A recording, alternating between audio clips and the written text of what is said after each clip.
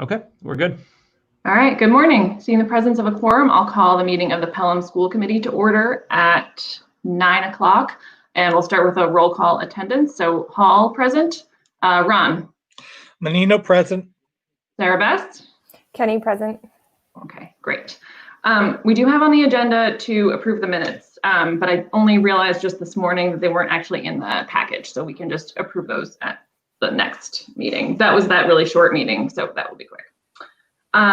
So next item on the agenda is public comment, and we got a number of comments. So Dr. Morris, do you want to bring those up and scroll through them so we can read along?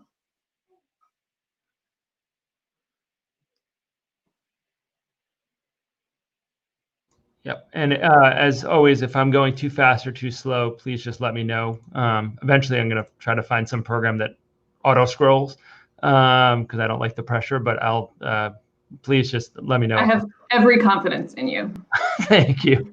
It's very it actually, it's really hard to do that because I've read these before. All right. So I'm just going to change the screen so it's more clear for viewers. And okay, and I'll just sign of the times, but it's too small for me to read.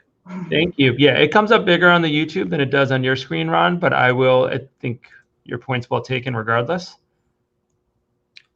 Does that look better? Yeah, that's better. Yeah, that's about as big as I think I can reasonably make it. And I'm looking at the YouTube version, and it's very clear on my computer, like off the one that we're all looking at, but the actual YouTube, it looks very clear.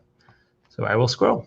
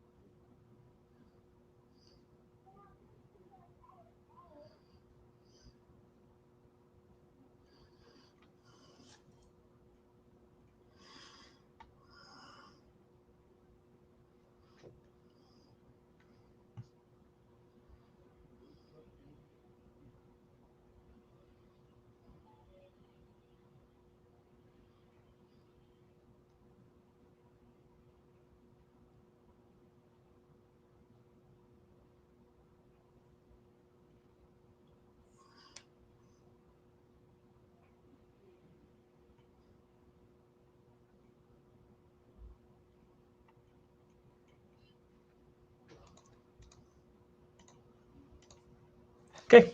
Okay, thank you. All right, next up, new and continuing business. So connected to all of those comments, the fall preschool discussion. So Dr. Morris, would you take it away? Yeah, I've got 4 or 5 brief things to say to frame the conversation for the committee.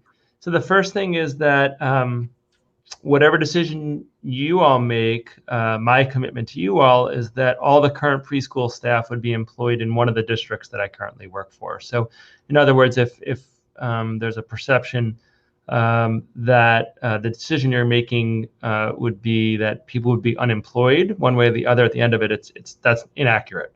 I think there's a number of ways we could think about vacancies current existing in one of my districts that people be qualified for. We're also looking perhaps at offering daycare or childcare for staff members who return to work next year who don't have childcare because they don't have that option based on the age of the kids. And based on our survey, we do have a need for staff members who return for early childhood care. So I think there's a variety of scenarios where the benefits of working being a small district that is also connected to some larger districts is that. So I want to be really clear, no one is losing their job, losing their employment because of this. It is possible to be either between districts or in a different district, but that'd be my commitment to you because we would want to make that work for our employees no matter what the school committee decides.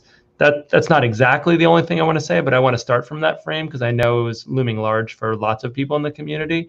And I am committed to resolving that. So that doesn't need to be a part of the calculus that you all have. I think the second thing, it's an interesting discussion because this particular preschool fits somewhere in the middle of private preschools and integrated. By integrated, I'm talking about the Crocker Farm program where 7 slots are reserved for students with special needs. And there's a calculator about what percentage have to have special needs and service delivery, and there's speech language pathologists, all those folks attached to the program.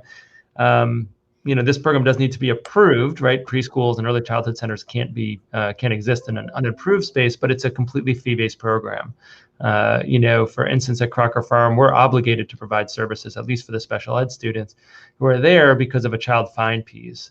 In Pelham, if there's a child find piece and a student has identified need that qualifies them for preschool, we have a relationship with that preschool, and that's where they would receive their special education support. This is not one versus the other, it's just different. And there's funding that comes along with that from the state. For instance, we're not allowed to charge students who qualify for Crocker Farm their special education programming. That has to be covered by the member town. And that's not true in this model. This model is a fee-based program.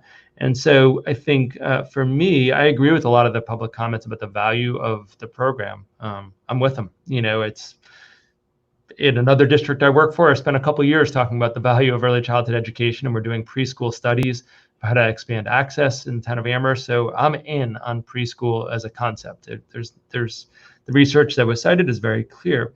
I think the challenge for you all is we're not in a typical climate. And so as I look at EEC guidance and DESE guidance, I certainly could imagine a scenario where there's 10 preschool students and 2 staff members who are attached to the program. I think that's financially viable for Pelham, and I think it'd be great for students.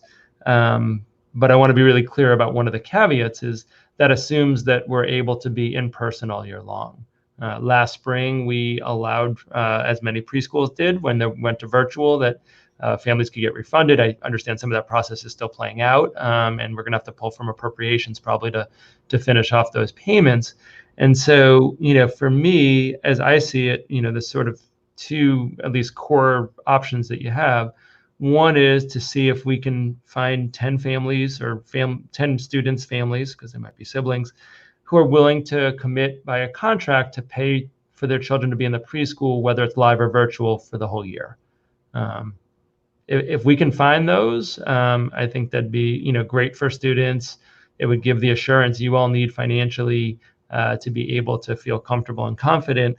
And I don't know if those 10 families are out there that would make that commitment, but I think there may be. I think there's a lot of value on the Pelham preschool. I think the staff do a fabulous job.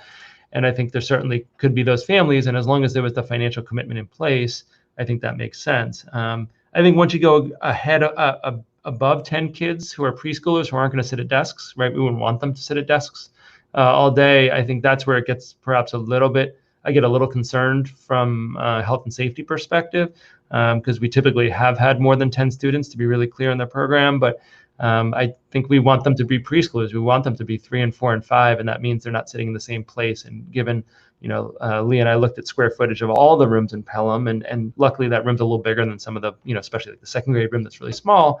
But we want to give there a full amount of space for students to be kids, especially at that age level. So I think the second option is to take a hiatus from the preschool for a year. Again, I would commit that the staff who are part of the program continue to be employed, and whether that ends up being that employed in different roles in another district that they're qualified for, or whether that ends up, again, providing some service across the 3 districts with a shared cost model across 3 districts. I think, those are both viable for Pelham. What I don't think is viable for Pelham is the program costs over $100,000. If we froze the budget now, completely froze it, I don't think we could get $100,000. I don't think we could save $100,000 from the school because we don't have that level of discretionary spending in the Pelham school budget.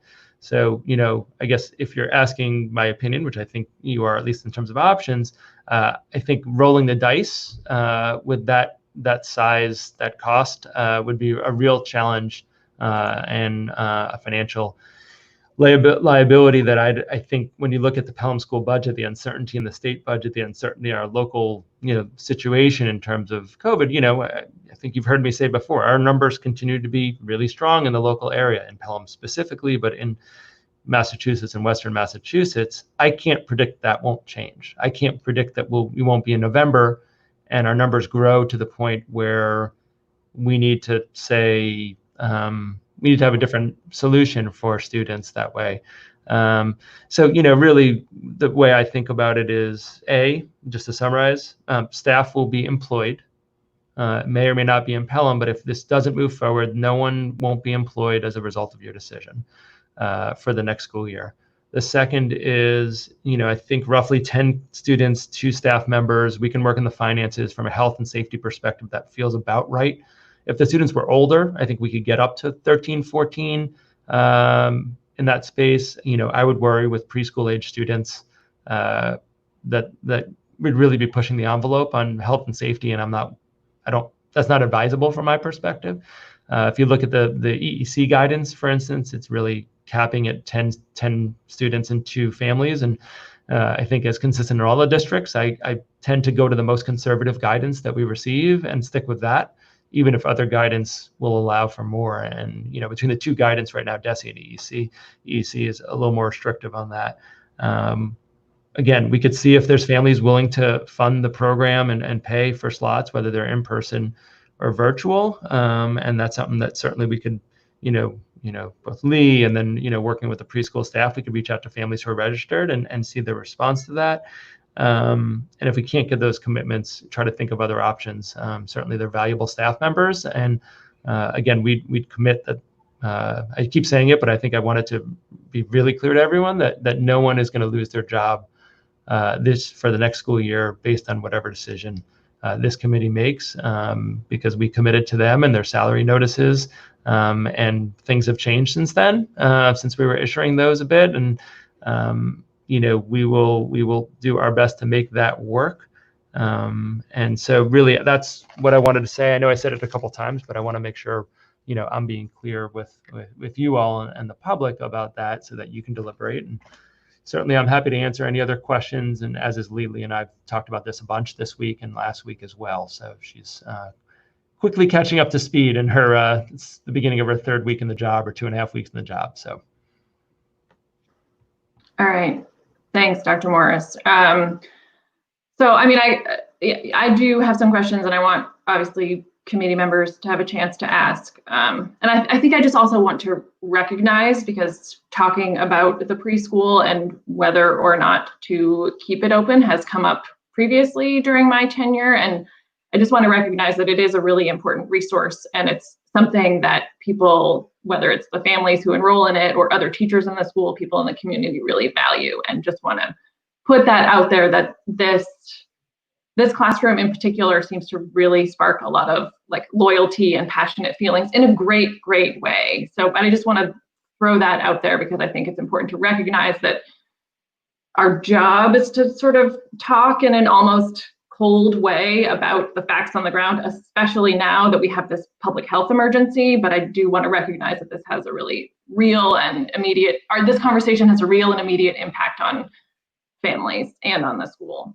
So I have some questions, but Ron and Sarah Bess, I'm happy to let you go first. Would either of you like to ask questions of either Lee or Mike? Sarah Bess, you go ahead.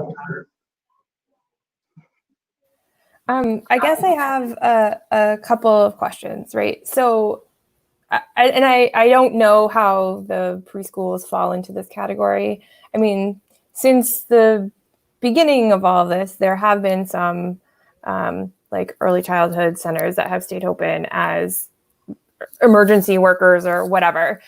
How does the Pelham preschool fall into that category, or not fall into that category? And I guess I was thinking about this morning that if it is something that I guess,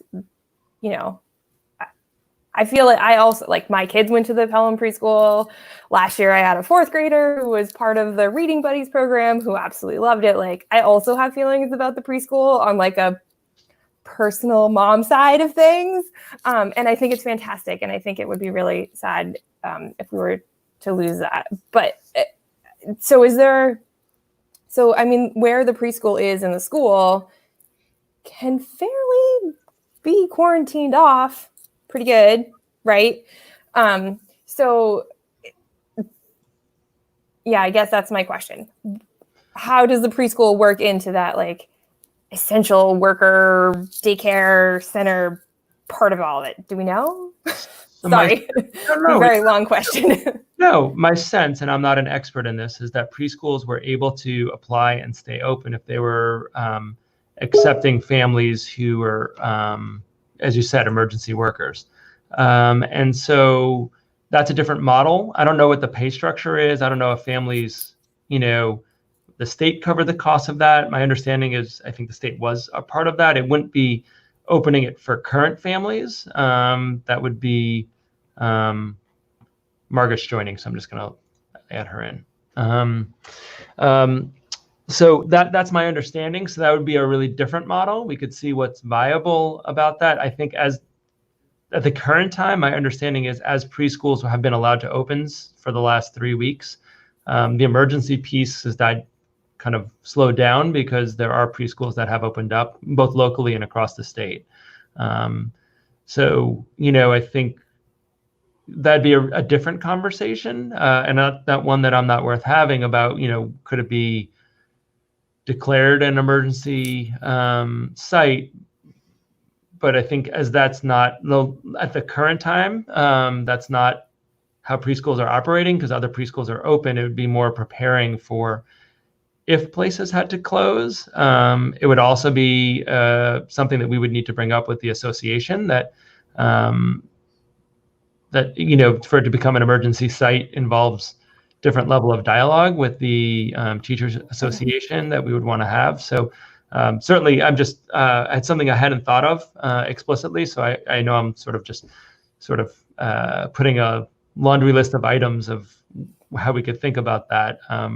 But we'd have to explore that as a really different model than what the current model is, which is paying members of the public who choose to send their children.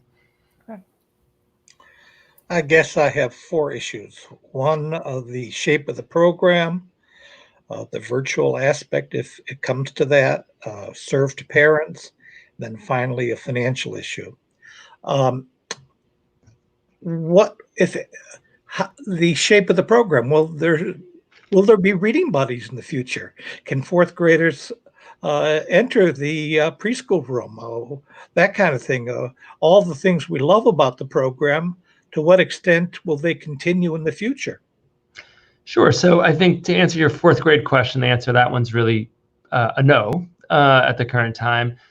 But I also, to be fair, many of the wonderful things about the program happened in the room when there weren't 4th graders there. I mean, I want to acknowledge that the intergrade relationships are huge, but I would not suggest that having the program in place means that it wouldn't still be magical and still be wonderful. It would have to be different, and it would have to be different in terms of other people coming in the room. Preschool is such a place, and I think the staff have done a fabulous job there of integrating parents into the space. That would have to look very, very different than it currently does. But some of the health and safety pieces, right? So preschoolers aren't, we haven't had masks and things like that on adults when they're working in PPE, working in preschool. So that'll look different. But what we did hear from, there was a good newspaper reporting of this about it. That the emergency childcare centers, like Sarah Best talked about, students acclimated pretty well to some of those changes, and they were successful at both not having disease spread, but also in terms of students having pretty good experiences. To your point, they're definitely different, Mr. Menino, but I would suggest, in my personal opinion, that the staff could figure out creative ways to continue to be successful with students even in a different environment. And then secondly, the willingness of parents to support a virtual program. I happen to have my daughter living with me now from DC to escape all the riots and the disease down there. And she's trying to debate whether to send her 3-year-old back to the Jewish Community Center. And she is reluctant to send her back for an in-day program, the program changing to a virtual program, because in her opinion, she can do what a 3-year-old will get from a TV monitor. So I don't know whether that's just one example that a 35-year-old woman is unwilling to put her 3-year-old in a program that may turn virtual. She's reluctant. And I think our staff, from what I understand and what was reported to me, did a great job last spring trying to make that the best it can be. I think the one thing that you could say is we could give the staff an opportunity to ask that question and then come back to you with what they said. I make no assumptions on what the responses will be. I think that's why we would ask, a question. But since preschool isn't required in the same way that grades, particularly 1 through 6, are in Massachusetts, and this isn't a integrated program where the special needs rise to the surface of needing an in-day special education program like at Crocker Farm. We won't know until we ask. I think we would need is a firm commitment, not a I think so.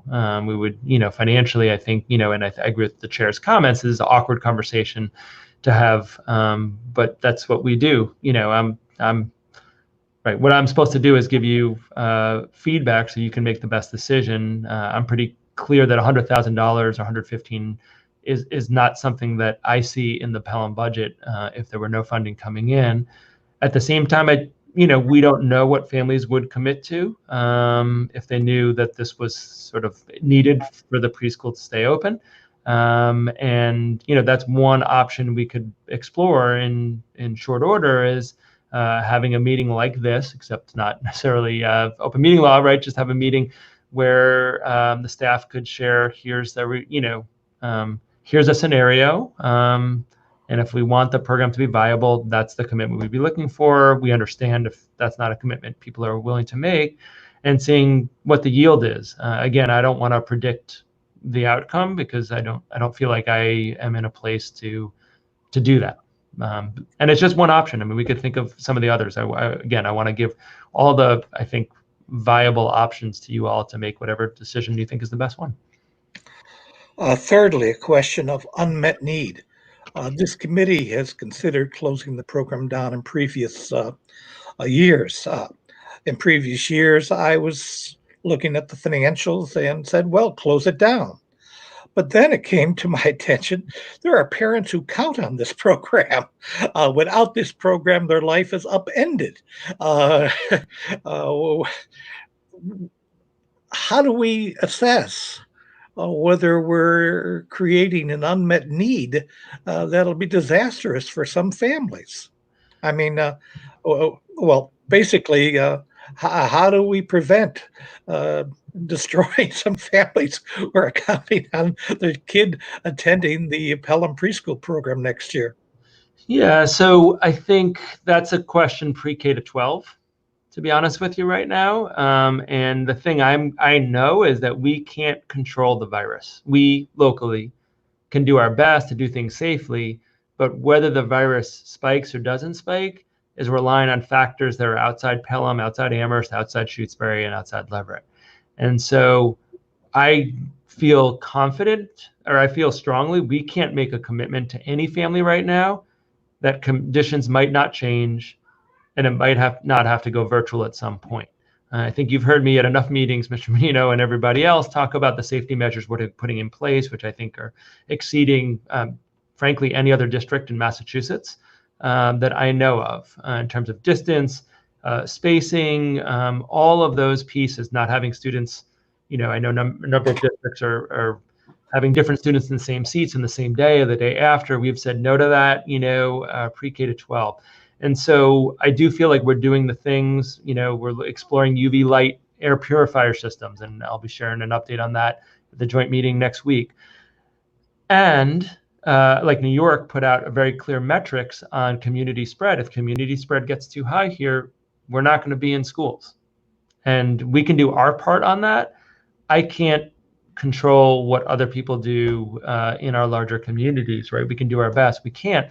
So on that one, I can't honestly make a commitment to families at any grade level that their children will be in school for 180 days of school next year. Can't do it. And so I think you're absolutely right that there's a dynamic tension in that statement. But one thing I want to be is really transparent with families that we could put together a plan that we think makes sense. And on July 16th, right now, our community spread is incredibly low locally and across Massachusetts. And we can comfortably plan for students and teachers, in my opinion, right? I'll just share my perspective, being in school safely. On August 16th, the variables may be very different. On September 16th, the variables may be very different. And, for many, many reasons, I hope it continues to go down, right? As good as it is now compared to the rest of the country and many parts of the world, I can't predict the future. And I think we have to be really transparent that situations may call for, like it did in March, where we need to make executive decisions that we don't feel like it's safe for students and staff to be congregating. And so you're right on the dynamic tension. Everyone who's got kids is feeling that at this moment. And the thing I want to be, again, communicating is I can't commit to any families, and preschool families included, that the kids will be in school all year. And I know the impact it has. And sorry, I'm going to extend this point, but I feel really strongly. We know what impact it has on families, and we know it's a differential impact. For some families, it's hard. For some families, it's intolerable. For some families, it means I'm not sure how I'm going to work and put food on the table. And so it's not the same for everyone. And it's not the same based on the age of the kid, as you noted. But the public health is going to drive this. It's not going to be something that I can accurately predict or control what happens in the larger communities. I'm sorry, can I just jump in really quickly? I'm sorry, I've just learned that there are now 3 public comments that ended up in my spam folder of my email, and so they weren't shared. Could Ron continue with his questions, and then I'll add them to that document. And can we go back to that? Because they did do it by the deadline. I just didn't know until just now. Yep, Okay. It's still open, so I'm happy to display them after I answer this question. Yeah. Okay, thank you. Sorry about that. Ron, go ahead, and Dr. Morris, I will get this to you shortly. Okay, lastly, a financial question, and then later on, I have a question which may not be relevant. Assuming we get 10 people, that budget summary that we get every year, that would be a neutral spending budget. What if we go ahead with the program, and after 1 month, we have to close it down? Do we avoid all the expenses? Do those teachers get reassigned to other positions? Well, if we close the program down in 1 month, what are our financial exposures? That's why I'm suggesting we need a full year commitment from families to pay regardless of whether it was in person or virtual. And we need it formally done in kind of a more formal contract than we've asked for before, because the scenario you talked about is exactly what would position this committee and to run out of funds, frankly, from the appropriated budget. So you're spot on. There'd be nowhere. We sort of have to make a decision before the school year. So those costs would continue to the Pelham. Oh, absolutely. Right. Yeah. At that point, we have to have people slotted in roles that we anticipate them filling for the full year. If it's not in Pelham, again, I'm committed for the staff to have roles in another district that I work for. But and that money I can't have to come out of the general school budget. Right. And if any staff members working for a different district or split between 3 districts, we can commit to that. It's where it's all the $100,000 is all dedicated to the Pelham school budget. If there was no funds coming in, that's the situation. I would advise you that there's nowhere in our budget to absorb $100,000. Thank you. Sarah, I'm ready if you would like. Yeah, if we could, I would like to prioritize those. So if you could go back and then we'll read the last 3. Thank you. Yep.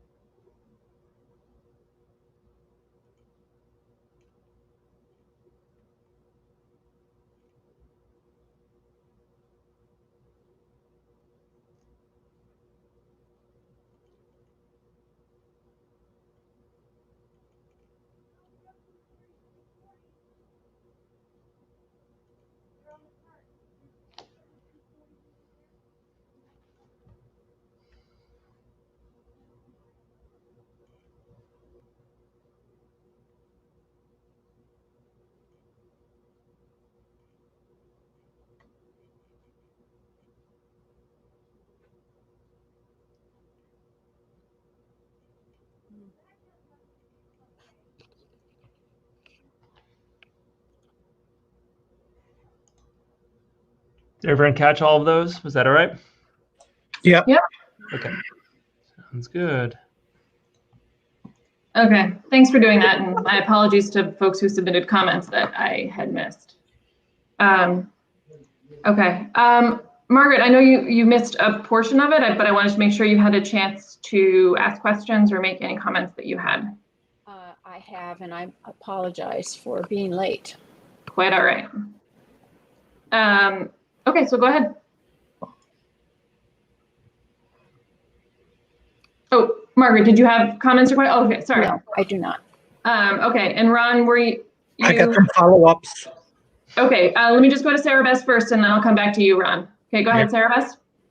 I was just wondering, so if we're thinking about having it move to being virtual, right? Do we have, I feel like we need to be able to give, if we're asking families to make a commitment about partaking for a whole year, whether it's in person or it's virtual, I feel like we need to be able to give them information about what a virtual plan will look like, right? So do we have any ideas what that will be, or, so that's my question. What will it look like? I mean, if we're going to ask people to make this, it's a substantial financial commitment, especially if you're not getting the actual physical childcare piece, right? So what will that look like? So I think, as noted in one of the public comments, I think there was a really good framework to build from in terms of what was developed this spring. And I think what I could do is talk to Lee about working with the staff to develop what that would look like explicitly. I think you're spot on, just saying in person or virtual with no content, no context, especially for new families who weren't part of the preschool in the spring, and even those who were, to understand that it may be done differently in the fall. Or next year would be really important. And, I feel comfortable that we could, that Lee could engage the staff to come up with more explicitly what that could look like, that parents could make their decisions with that in mind. But I think it's a really good point. And I think you're spot on that asking people to make a commitment without knowing what they're committing to is never yields good results. Yeah, I think if, all of the comments were very lovely about, even the transition piece, right? Like what it was like in the spring. So I feel like you said, there's we had good bones. And so being able to continue with that, or to, even if we were able to somehow show prospective new families, like either like some snippets of pieces that had happened or what it will look like moving forward, I think we'll have much better answers, I guess, to whether or not people feel like they can make that kind of commitment. Ron, go ahead. This question is sort of kicking the can down the road. If you can, why do we have to make a decision today? If you can get 10 families to commit, go ahead with the program. If you can't get 10 families to commit, then cease the program for next year. Is that a possibility? Absolutely, yeah. So when I said options, it was really, we haven't talked about this before, right? This is the first time this has been on an agenda for a Pelham school committee meeting. And so that's sort of what I'm proposing, Ron, is that, we at least go down the road of seeing if there's collective buy-in and support. But I didn't feel like it was my place to do it without having some support from the elected officials in Pelham to do that. So I think when decision, maybe I could have framed it a little differently. Certainly you could say the committee could do whatever it chooses on this. But I was trying to make a pathway at least where we could see if there is enough support to commit to the program. The timeliness of this is that it's, as I said, July 16th. We need to have placements for folks, and families are expecting to know what we're doing, soon. So I think that's the sort of timeliness of it. Not necessarily for you to make a decision tonight, because one aspect of it would be gathering more data, and to Ms. Kenny's point, also collecting more information from staff about what it would look like. But we would want to get on that ASAP, because I do think in the next I would argue in the next 2 weeks, we sort of need to have a commitment one way or the other, both for family's sake, but also for staff, because we would be doing some placement of staff members, again, with the commitment that I shared at the beginning. So that's, I think, the urgency to have the conversation. I could imagine the committee not being comfortable moving forward with that model, and that's, again, your decision, but we didn't want to go forward with engaging families without having a conversation with elected officials first in a public meeting. And a point of clarification, if we should vote not to continue the program this year, this is a one-year decision, not a permanent decision? That's up to the committee, but yeah, all I can say is that's up to the committee. I framed it that way from my perspective, but I don't make those decisions. And this question may be off topic, but you talked about the conditions changing and perhaps having to close down all the schools. Have you considered what metrics you would consider to justify closing of the schools? Yeah, so I really liked, I think I emailed the school committee this maybe last week. New York came out with their plan last week, and they have very specific metrics on community spread. I'm hoping next week when DESE releases more information about sort of if there is a COVID case in your school, they also include more explicit calculations of that. I'm going to politicize it, I guess, but what I think would be foolhardy is for any state to allow local superintendents to be using their own metrics on community spread. I'm not the Department of Public Health. I don't have ready access to that data. I check it every day because that's what a lot of people do every day. I'm not alone, but I'm hoping that we have, and I'm not making a statement on New York's metrics. That's not my area of expertise, but I like there to be statewide metrics that would guide decision making, because it should be a calculation developed by epidemiologists and experts in the field, not by local superintendents. This is not a snow day, right? And I think, that's like my theme of my next book is this is not a snow day, right? Like these calculations should be made by folks in the public health community. And so certainly a number of superintendents, including myself, have offered that feedback that we hope there is statewide, and not that necessarily that we're looking at statewide spread, because a big state and what happens in the Berkshires and the same thing that happens in Boston. But I think there are ways to break it down by not just individual community, but by communities and regions, much like New York did. So I'm hopeful that we'll get to the place where that decision has metrics, again, that public health folks have developed and delivered to us, where it's a calculation question. It's not a metaphysical question for superintendents to wade into. This spring we don't want to reenact what happened on March 13th and that week again moving forward next year. I'll put it that way. I think that's the end of my questions. Okay. You're up, Sarah Beth. I think I had the same question as Ron in the last one, that if for some reason we did make a decision to not have preschool this year, is that just a 1-year COVID related decision, or is that like a big future conversation that is? I was framing it as next year, but that's up to the committee. You could certainly frame it differently. I'm for better or worse, I'm very much in I've been saying this now for too long, like 1 week, 3 week, 6 week mindset, Yeah. And so certainly I'm not unaware that FY22 may be an incredibly difficult year for a whole host of reasons. And there's no telling. I tend to be you all know me, I'm a pretty optimistic person in general. I tend to be sort of pessimistic when I read things about vaccine being readily available in the calendar year 2020. I seriously hope and that happens. I'm not convinced that that's in the cards, and there's a scenario by which this goes on beyond this school year. So at this point, I'm really just thinking about the next academic year. Okay. Can I ask a question, just a clarifying question about the 10 magic number? That was more for kind of space and developmental reasons, not financial? Yes, for me, the EEC guidance talks about 10 students. EEC is the governing body for early childhood education. Again, because it's in a public school, we can.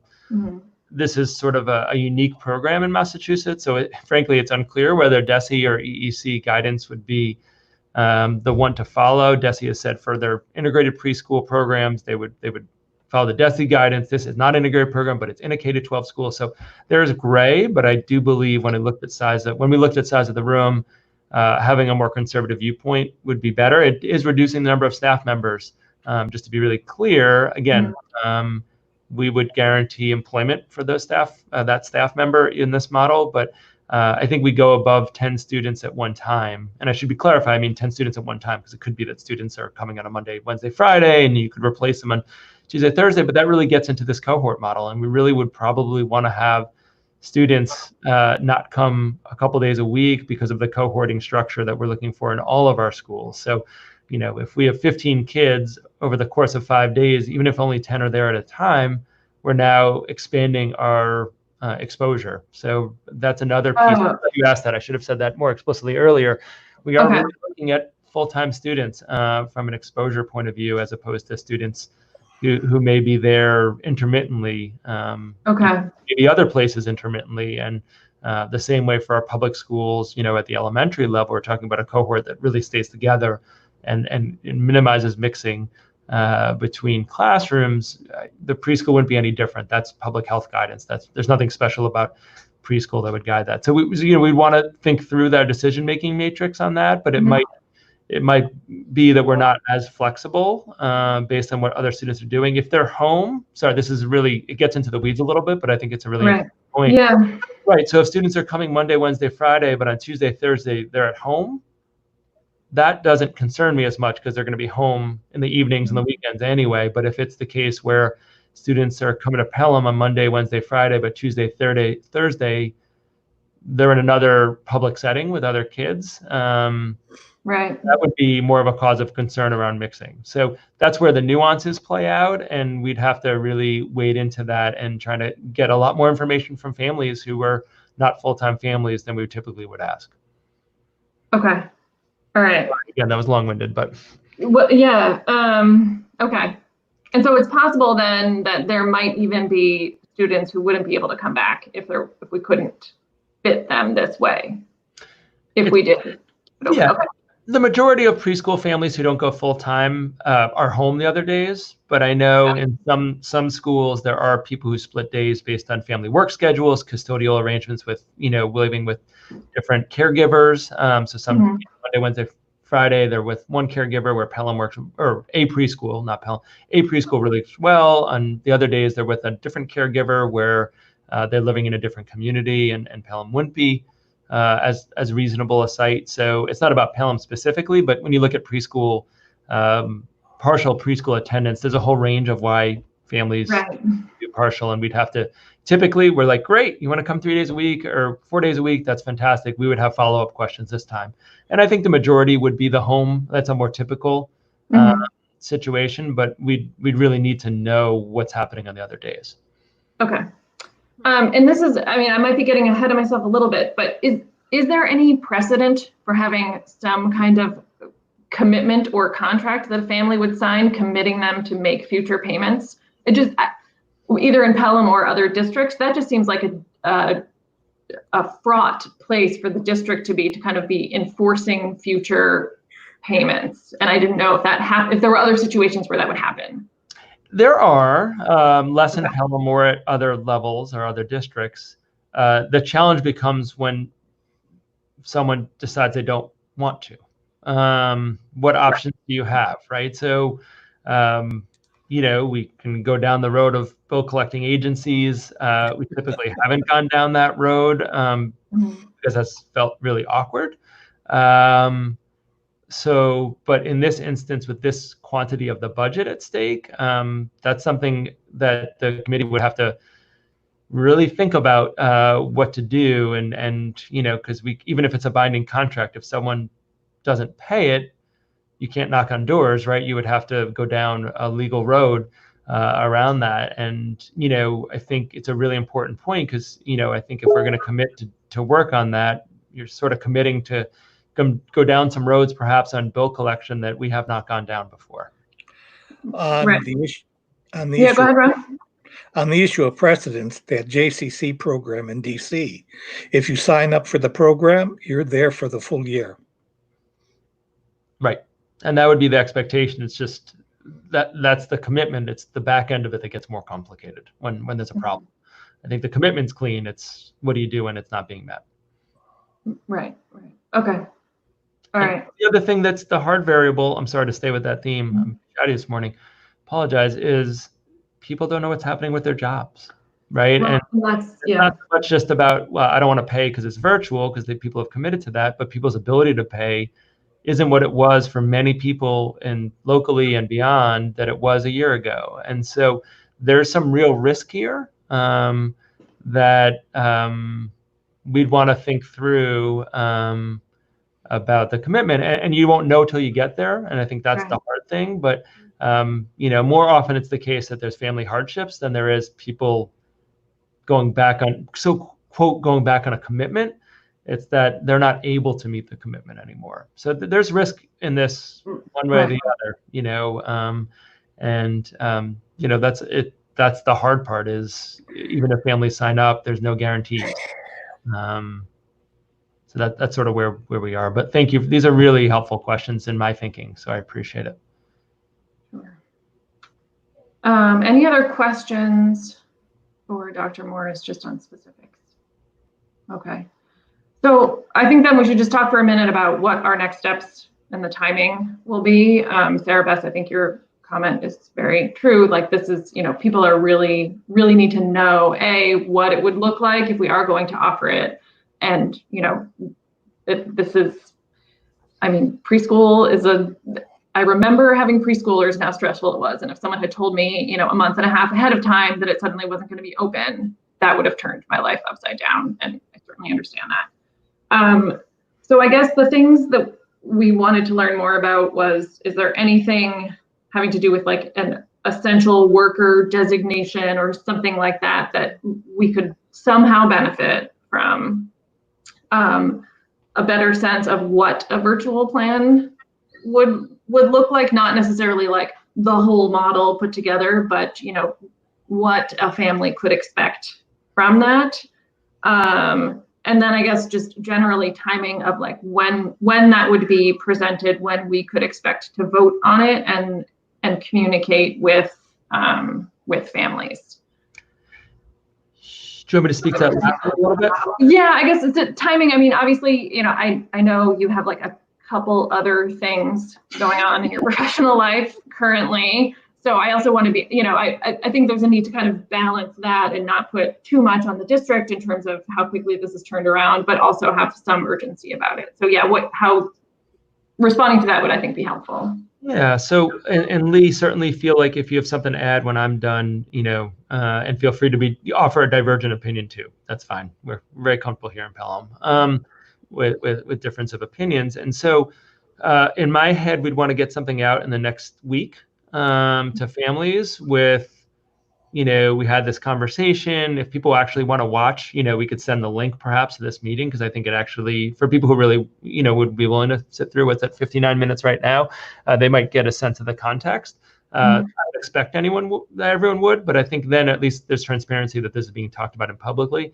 I think the second piece is that we'd be asking for a contract and a commitment to pay for the year, regardless of virtual or in person. And I think the third part would be not everything drawn up perfect, like exactly, but some version of what does it look like in person and what does it look like in virtual, right? Because even though the in-person people have a familiarity with, in person won't look exactly the same as that. Mm-hmm. The knowledge that, adults will be wearing masks and that students will be more spread than they typically were, and that, we'll be following some of the EEC guidelines, which are not as limiting as they are at the K-12 level. But that, there will be PPE for all the staff, like the reassuring, I think, for families that we're taking safety in mind, that there'll be regular cleaning and disinfecting. I think families will need to know that stuff for the in-person, as well as Ms. Kenny's point about knowing at least some sense of what the virtual would look like. So, it's the 16th today, so if we think about that getting out on the 23rd, or thereabouts, if not sooner. I also imagine a meeting similar to this format, using this tech module or a Zoom or a Google Meet, where people could have interactive questions, because I think it's good to put together a good document and give people the opportunity to do that. So I'm looking at my calendar right now, just mapping out the weeks. And so if we're talking about having a letter go out the 23rd, perhaps a follow-up the beginning of that following week, like the 27th, 28th, where people have been able to read a letter, be able to ask questions, and then coming back to a decision the week after, that first week in August. That feels like an aggressive but not too aggressive schedule, like an aggressive that meets the needs of families in the organization without feeling rushed, where people will feel pressure to make a decision because we're actively doing that for them. Lee, I don't know how you feel about that. So I think that all sounds really good. I appreciate how much thought everyone is giving to this and the level of detail that folks are going into. So I just want to share two things. So the first is that I've had multiple calls every day from families who are very eager to know what the plan is for the fall. So my sense from speaking with them is that childcare options are very limited right now because spaces are opening with less capacity. So I think the quicker we can give a concrete answer to folks, the better. The other piece is around some concrete planning for what the digital learning, remote learning, distance learning will look like. We're not quite there yet with our K-6 teachers in terms of the expectations for the number of synchronous versus asynchronous minutes, the number of content areas covered, the number of hours a day. It will be different from what it was in the spring, where it was a little bit loose in terms of the guidance. Our plan, and Mike, you may speak to this as well, but our plan is to be much more structured in any kind of distance learning plan, to be very clear what the expectations are. That is not developed yet, or 100% developed yet, because we're in a different phase of our planning with the physical spaces and different models for reopening. So I have some curiosity about doing that for preschool before doing it for K-6. And I would want to make sure that anything that we put out to families for preschool expectations, we would be able to mirror or align with our K-6 staff. And that just hasn't, at least to my knowledge, been discussed yet, but with the Teachers Association or with the teachers or building-based leadership. So while I think it would be really helpful to get that concrete information out to families in the next week, I think there are other conversations that need to happen before we put out that concrete plan. Does that make sense? It does. I can add to that. And we don't even have state guidance yet. Right. What all this would look like, except for students with special needs, which came out last Friday. And that's not as relevant for this. For integrated preschools or students with special needs in preschool, that's very clear. Now, or it's a lot more clear anyways. For this particular program, it's harder to do. I wonder if we can just develop some general thoughts. This is what happened in spring, and here's ideas for the fall, without being, I think Lee's concern is accurate, but I think hopefully we can find a middle ground of not having a daily schedule and exactly what it would look like. One of the huge variables at the K-6, or particularly at 1-6, is that we're required for 900 hours of time on learning instruction each year. That doesn't apply to a preschool setting, so it is substantially different model. But I think even collecting some of the good work that happened this spring from the staff and some ideas for the fall might probably satisfy, might be the best we can do. That way. Yeah, and to clarify, I don't think that the intent was to kind of go ahead of what they're doing everywhere in the state, including K-6 in this district. I think, in fact, well, and I can't speak for other committee members, I would actually be fine taking direction from staff and from you, Lee, on what is feasible to present now. So certainly not like a day-by-day schedule, but maybe there would be this once a week, and this would be the kind of activity that we could help with. So I think I would be fine if it was like, we're presenting what we think is feasible to present right now and not having that come from this body. Sarah Bess, I saw you had your hand up. I was going to say the same thing. I wasn't saying I want to see at 9:15 what's happening and at 10:25, more of just of these are some overall things we're thinking about, and here's how we think it can be implemented, just so people, you know, like in reading the public comments, some of those letters, like I didn't know what preschool looked like virtually. I knew what fourth grade looked like virtually in sixth grade because I had those. But, you know, outside of that, I think that will just like, you know, rough outline of what it could maybe look like what are we thinking of? Just because I think if I were a preschool parent, that would be really helpful for me if I was trying to make this decision, which would feel hard. I mean, everything feels hard right now, but you know.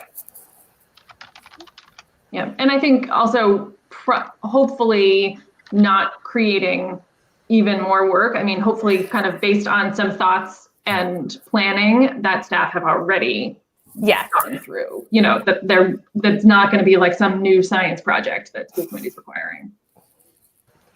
So thank you. And I just have one more clarifying question. So for families who would be signing on for this model, would we be making a commitment to provide technology and devices to those families if we did shift to a distance learning? And if so, how are we factoring that into our planning? Yeah, so last year we did, you know, and there weren't families who didn't have hotspots or things like that, and we did make Chromebooks available for families last spring. And you know, when I did talk to Ms. Desjardins, who says to say hi, by the way, she texted me the other day, that you know the needs of Pelham families were covered with the Chromebooks we were able to provide last spring. So I do think we're in, you know, if we had enough last spring.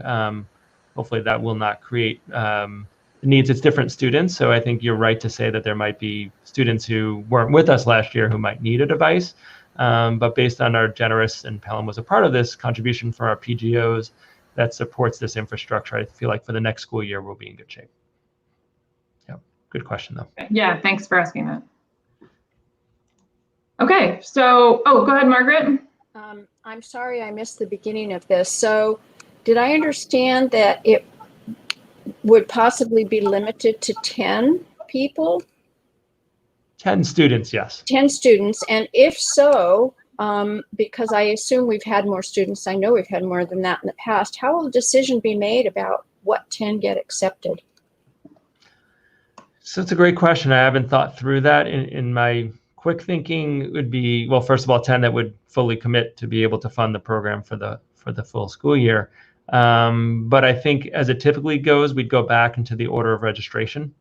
So the families who registered at the beginning of that process, seems like they should be able, like it would be in any other year, that when we fill, we fill. And when we're going to make this adjustment, I think we would respect that same part of the process. But thank you. I had not thought through that question. It's a really important one. Okay. All right, and so we'll have another meeting. We'll have a chance for people to ask questions, and then ultimately a meeting to either vote or potentially not. Either way, we'd have to vote. Okay, so do you, I guess, Lee and Mike, want to have a chance to connect and figure out just details about next steps, and then we can chat after this meeting?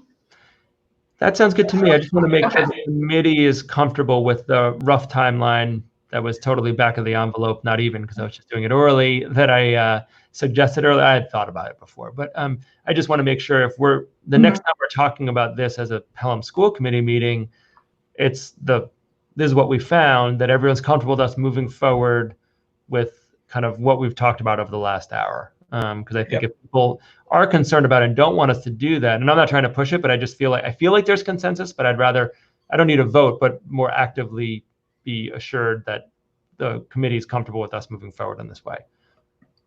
Yes. Any concerns from folks on that? Okay. Yes. Thank you. So yeah, that rough timeline sounds good. And obviously, as with everything these days, if we need to be flexible, then we'll figure that out. But that all sounds good. Yep. So I'll follow up. Lee and I will follow up together and follow up with staff too if they want to have input, which I think is highly likely. They're very engaged staff here in Pelham, which we love. And we can go move forward with that plan, and then we can report back to you again, in the next 2 weeks about what we found and where we are. And we'll also communicate when we do have a public meeting like this, whether it's again in this format or in a Google Meet format, we'll let the committee know when that is, so that if you'd like to just be cautious about the quorum piece, but if you'd like to be an observer, you'd have the ability to do that. Okay. All sounds good. I have a public health call that I need to get on that I know there's a couple other things in the warrant, but is there any last minute questions for me before I depart? Because it's an important one. I don't want to miss this one. Nope, I think you're good. Thanks very much. Thank you all. Take it easy. So I probably will leave this broadcast on. I'll take myself off it because otherwise you'll all go away. So, okay.